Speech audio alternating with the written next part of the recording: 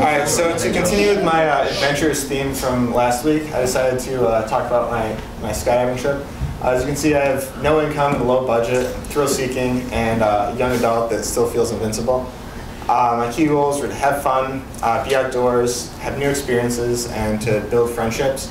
So I went with my friend Kelly, and it was in Ovid, New York.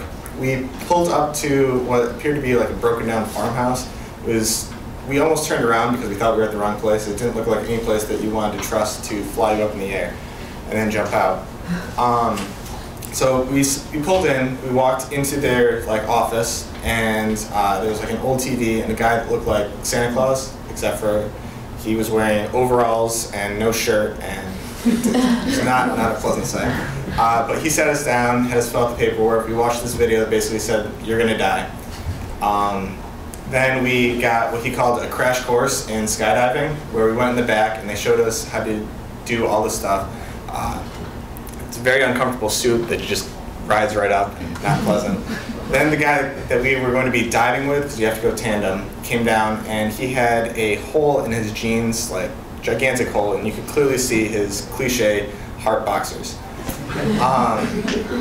But between the two of these people, I was already nervous, and I had very little faith that I was going to safely make this trip. So we go outside, and the plane, they're having a hard time getting it started. They try several times, and eventually they get started, but for the most part, it was still more that there wasn't a runway, it was just kind of like a grass thing. They also had a crop duster for fields. But, so I got in the plane, I'm sitting there, and that was the most terrifying part possible, is just riding up there.